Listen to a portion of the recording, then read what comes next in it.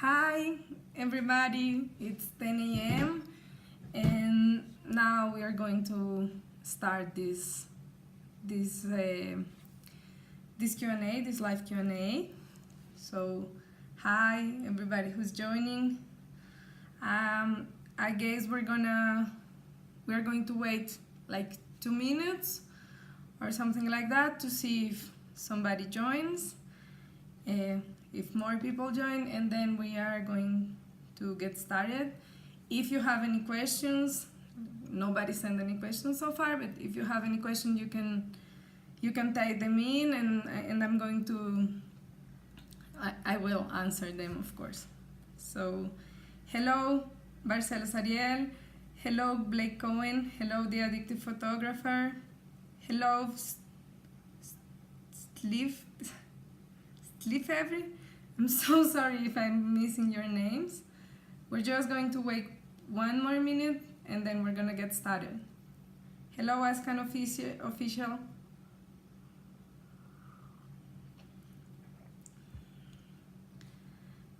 So,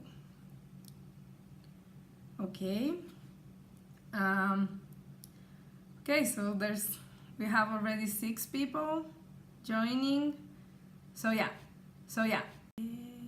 Sorry, I had some problem with my connection. Now we're gonna get started. Hi, Science with Sweat. Okay, so hi, my name is Alejandra. And now this questions and answer Q&A session is going to be about chronic illness and rare diseases.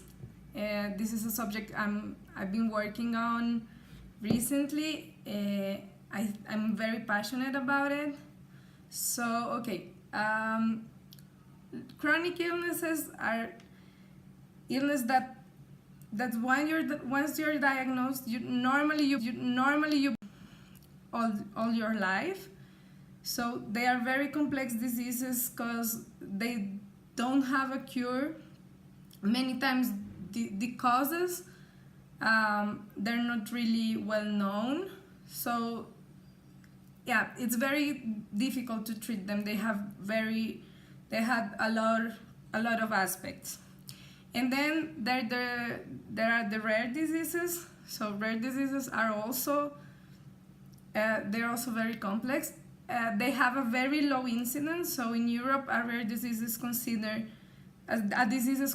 rare if it affects less than 1 in 2,000 people.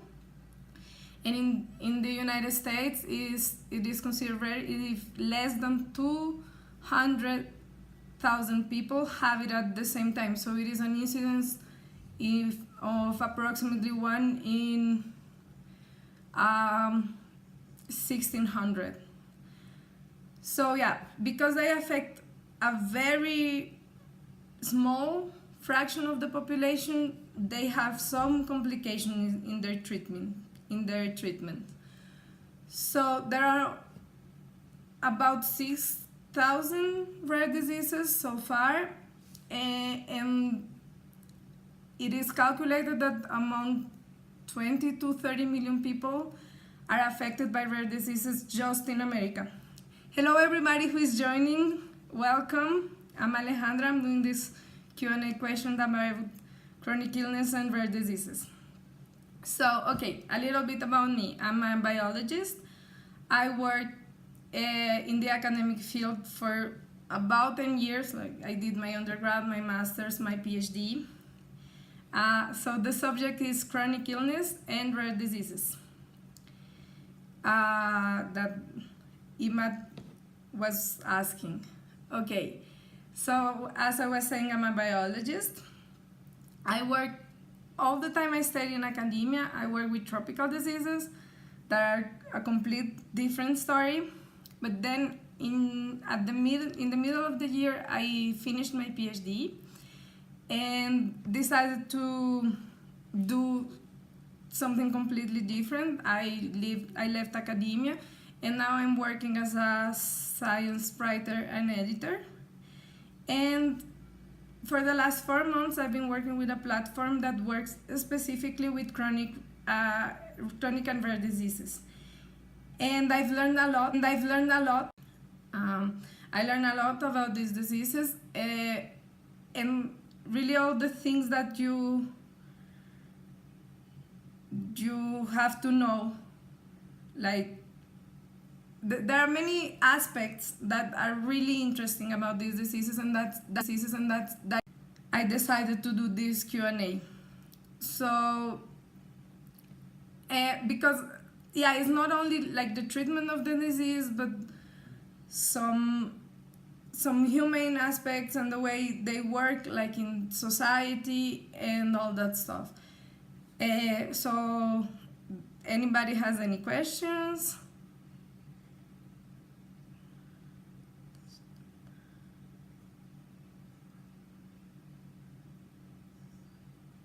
Okay, so Blake makes a question about chronic pain.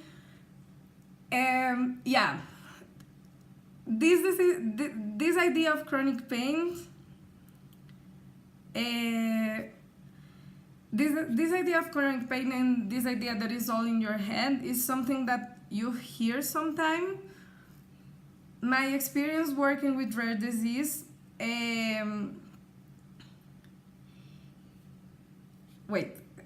going to answer the first question and then so it is not really in your head. There are some, like, one of the principal components that happens in chronic pain, most of the time they have an autoimmune component, and like the mechanism of inflammations, they are activated the whole time. So you really are all the time in pain, and things that would normally not affect a normal person in the case of chronic pain, really any little trigger would cause a very high response by your neural system. So there is really a neural component. One of the things that happens in the case of autoimmunity is that the threshold, like nerve cells, they have a threshold that has to be reached in order for them to trigger a signal. This threshold lowers a lot in the case of chronic pain. So you really need to, like, you need very low stimuli to trigger this pain. So this is why there is a neurologic component. It is not in your head. And for example, one of the one example I can think about is with endometriosis. Endometriosis is a chronic disease, and what happens with endometriosis is that, like, the endometrium is always under inflammation, and because it is always under inflammation, every little trigger, like the nerve cells have a very low threshold. It is always, and it creates a vicious circle. So they have low threshold. This increases inflammation. Inflammation lowers the threshold even more, and so all the time the person feels pain. And many other chronic diseases have this chronic illness, chronic pain component that really affects their quality of life. And this is something that is true for all chronic diseases. Like, the quality of life of the patient is really jeopardized just for the fact of having this chronic disease. And that is something that sometimes the society doesn't understand. Like, they are dealing with this burden all the time. And it is sometimes a little bit difficult to understand when you don't have this chronic illness, and you feel like they only talk about it or they complain a lot. But that's not the case. The thing is that they have this burden they have to live with every day. Okay, so I don't know if anybody has any other questions. Hello to all the people that joined recently. Okay, so as I was saying, now I work having some connection problem. Hi. Uh, I hope you can hear me. If you can't hear me or something, please write in the box and so I can repeat or something if you're missing what I'm saying. Okay, so the manifestations of rare diseases, they vary a lot from disease to disease, and sometimes they also vary a lot from thank you, Blake. I like that. I'm very happy that you like my answer. So they vary sometimes also from one patient to another. So sometimes you have a patient that has been diagnosed with the disease and they are really in remission, so they can have a normal life. And all of the sudden they will have flares, so they will have to take care of that. Or you can have a patient that really has to completely in order, they have to change their lifestyle in order to have a normal life. Or there are really patients that cannot have, like all the time they have the disease symptoms and they cannot have a normal life. So this is something you have, like, it's important to take into account that the manifestation vary from patient to patient. One of the problems with rare diseases is because the incidence is so low, many doctors cannot easily understand the symptoms. Sometimes they suffer all of these symptoms, they are misdiagnosed. It takes like years for them to really have a good diagnosis and start the appropriate symptom. By that time the years could have passed, and then the diseases had progressed a lot, so they are at a very advanced level. So this is one of the problems with rare diseases. And there's also like an economic component, because there are not many patients that suffer. Okay, sorry, I don't know what's happening with my internet connection. But well, as I was saying, there are not many people that suffer from the disease, so sometimes this is not like doing research, clinical research, and developing drugs. It's not always like a priority for biopharma companies, and it's also difficult to develop drugs because there are not many patients, so it is difficult to reach a good sample size to do like a clinical trial, and this sometimes makes like delays the approval of drugs. I see many people are joining. Do you have any questions, so I don't keep talking here alone? Hi everybody, no questions? Okay. So as I was saying, this the fact that there are not many patients sometimes delays the research and discovery of new drugs and new treatments, and this is also a problem with these diseases. One of the things that thank you, La Malpeñe. I'm glad that you're learning something. Okay, but one of the things that has made the treatment of rare diseases easier during like the last year is the fact that now it is much easier to do like global efforts. So now it is easier for many hospitals in different countries to join together and to do like a multi-center, multi-country clinical trial. This allows them to reach the sample size easier, because they don't have to wait to have all the patients in one country. And another thing is that okay, and another thing that is important is when they do this kind of clinical trials, then it is easier to file for approval, like for the FDA and to be proactive again. Okay, I'll get to your question in a second, Blake. I'm just going to finish. So when they do these clinical trials, they can file for approval from the different organism of control that approve the drug. So now is difficult to happen something that used to happen, that was before. You can have a drug that worked very well but was only approved in Europe, so patients in the United States had no treatment available, and these big clinical trials, they avoid this because it is done in the same like in many countries, so they can file for approval in many countries at the same times. In terms of being proactive about the condition, well, the thing is, when they await diagnosis, most of the times they don't know they're being misdiagnosed, so they just think that they have this disease and the drugs are not working.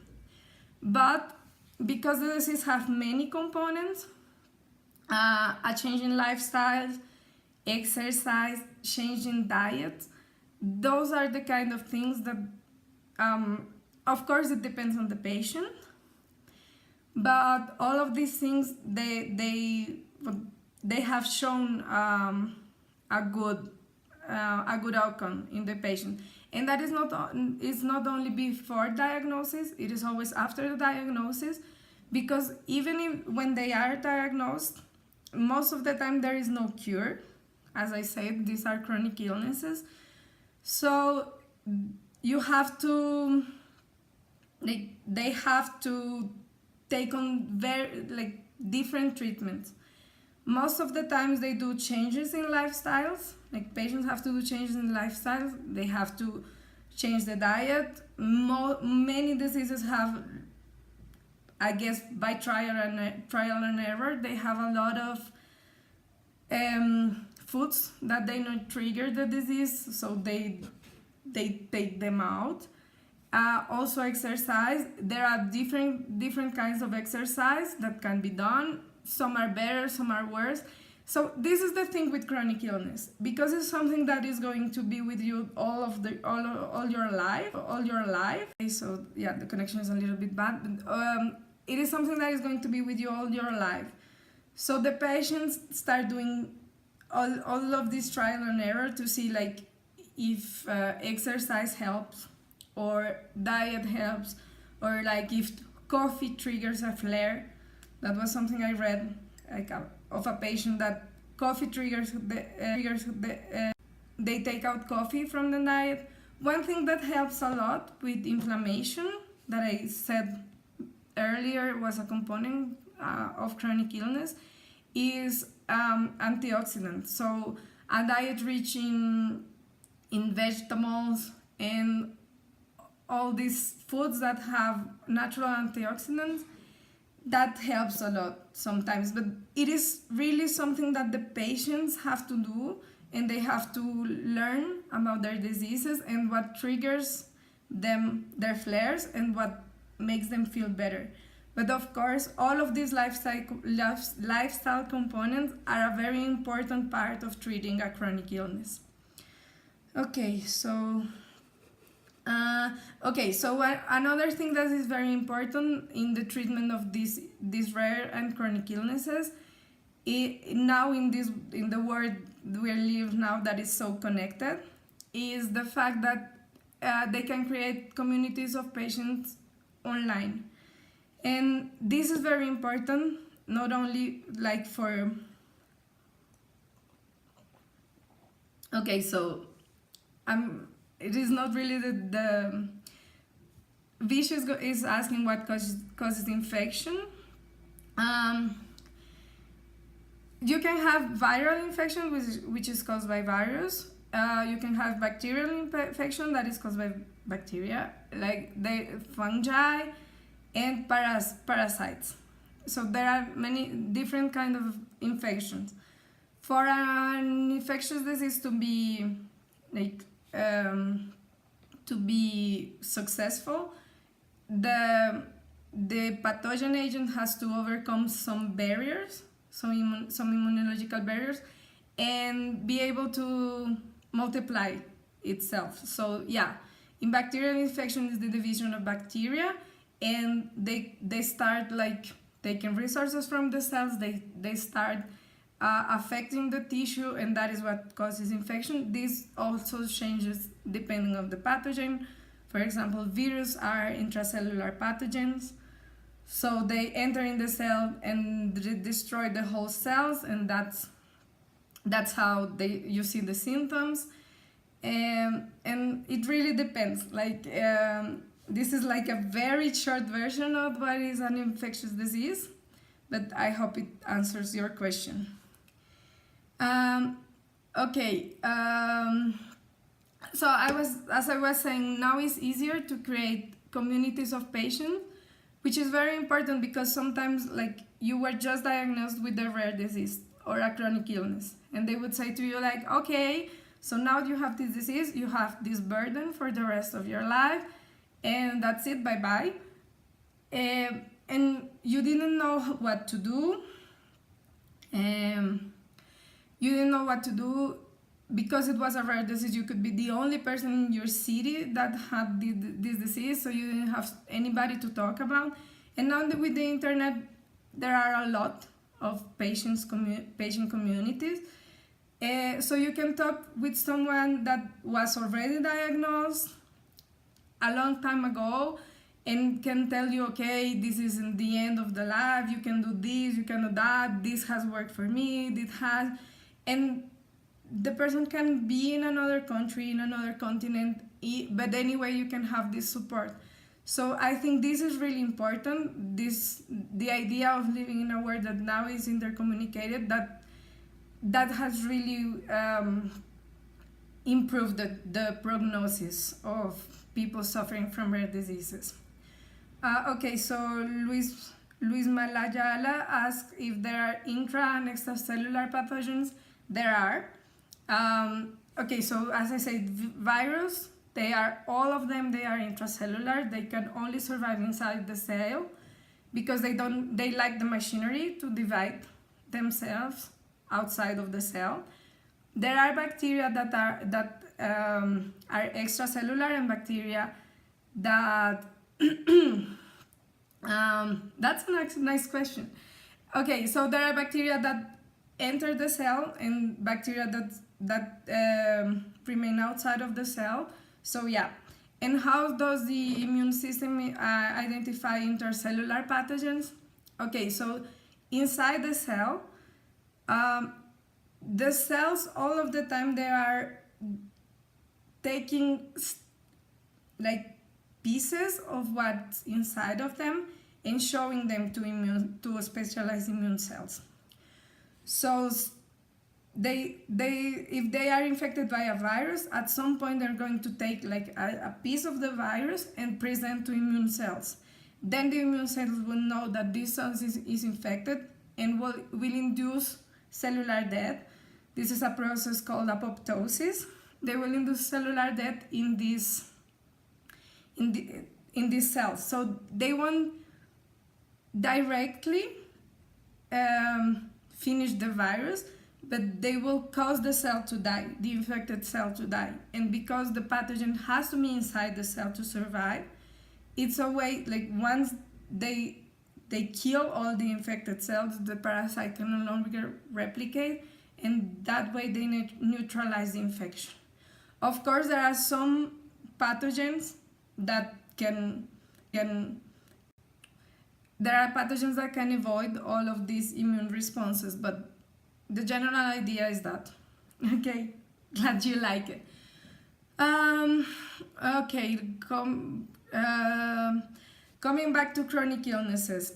So most of the causes of chronic illnesses are genetic, or as I said, there are complex diseases, so they have a lot of causes. So some genetic predisposition, some are like environmental factors, all of these mixes, and then you have the chronic illness. So the problem with genetic diseases is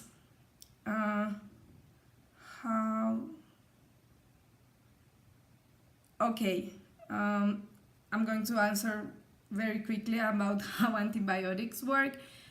Basically, any kind of treatment, this is like true for cancer as well.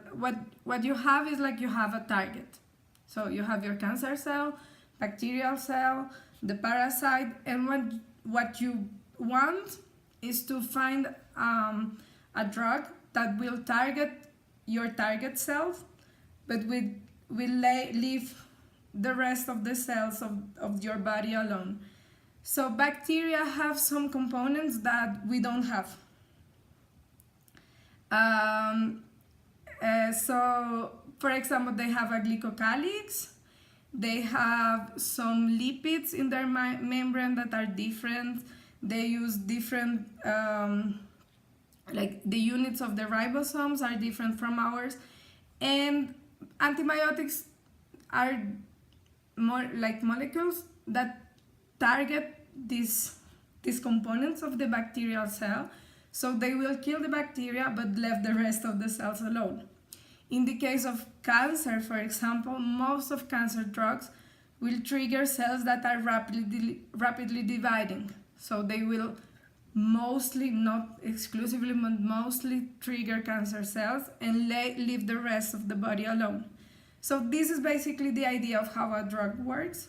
You have your target cells and you find a substance that will kill your target cell but leave the rest of the host alone. I hope this answers your question. Okay, as I was saying, most of the rare diseases and chronic illnesses, they are genetic. So you have a mutation that causes, yes, or they inhibit their growth or they cause them to die.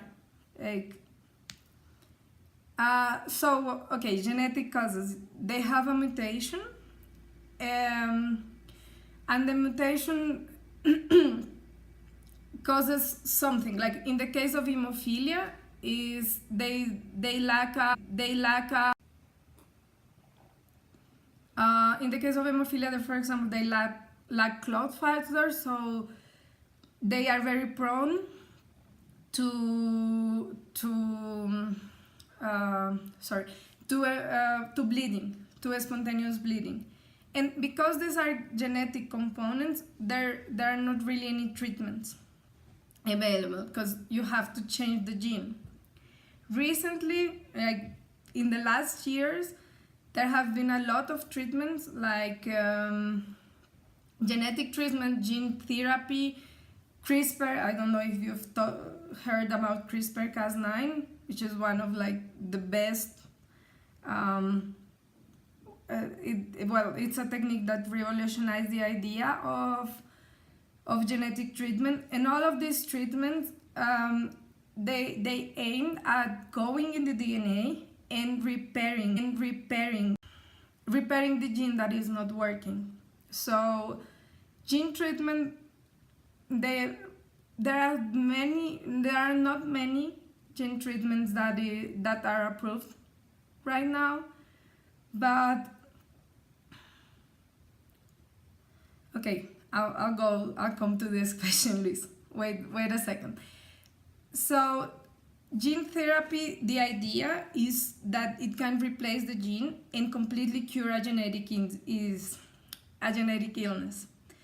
And there are not many gene therapies that are approved right now, but there are like the approval is increasing exponentially. So many of us hope that in the future all of these gene therapies will allow to treat genetic diseases, so they will no longer be chronic, they would be cured, like they will have a long okay, about like Luis asked about markers for cancer cell.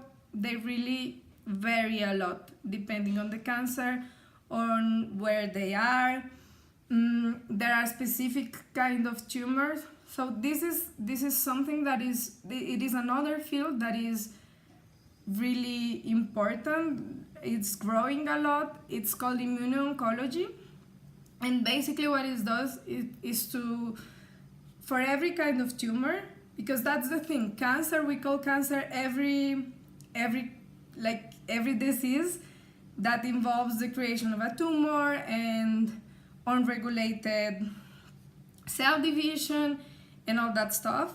But every tumor is a whole different story, depending on the organ, on how it originated, and all these kind of things. So what are the genetic markers, what are the cells, all of these things, they make every tumor different. So this field of immuno-oncology, what they do is they research every kind of tumor, and they find like something that will trigger the cells. Sometimes they will find like the mechanism by which they evade the immune system, and they will make the immune system attack. Yeah, so I guess you can find markers for every cancer cell, but there is not a general marker for all cancer cells. Okay, and so what I wanted to finish, the last thing I wanted to talk about chronic illness, some of the aspects I've already. So yeah, because chronic illness, they last forever. They are really life-changing. This is something that happens to the patient, and they really can change their lives, can impact their family, the people around them. Sometimes they have, the patients have full-time jobs that they can no longer pursue after they start developing the symptoms of the chronic illness. So this is very important to understand that these diseases are really complex and they have a lot of components. So it's not only what is the treatment. Sometimes they have to completely change the diet, or they have to work from home, or they have to go to it is really something that impacts the life and goes beyond the disease. And one of the things that happen because they are so long-lasting is there is a high incidence of mental illness, like depression mostly, and anxiety in patients with chronic illness. And that's why it is very important to have support groups, to create community of patients, so you have someone to talk, someone that's going through the same burden, and you can understand that you're not alone, and you can have ideas, and you can have a better kind of care. Because really, to treat a chronic illness is something that has a lot of components. It's really complex, and in the recent decades there's been a lot of advances, and because it has advanced, that what's not physiological risk, because the field has advanced so much, now it is people with chronic illness can have an almost normal life, and they, in many cases, they even have a life expectancy the same as healthy people. But you have to understand that it's really complex, and that is why it's so important to have a support network, and to talk with other patients that are going through the same thing. So yeah, this is basically what I wanted to talk to you about today, and I will message you. Yeah, I would like to know if any of you have any other questions you would like to ask. I think I'm going to wait 2 minutes to see if someone has any questions, and if there are not questions in the next 2 minutes, I'm going to end the Q&A. I hope that you enjoyed it, I really like to be here, to have the opportunity to talk about chronic illness, rare diseases. We talk a little bit about cancer, about inflammation. We talk about infectious illnesses. So yeah, I think that's it. There's no any questions. So okay, I just wanted to close on this note of knowing that many times these kind of diseases are not very well known, but they are really important. If you get to know someone that is going through a chronic illness or a rare disease,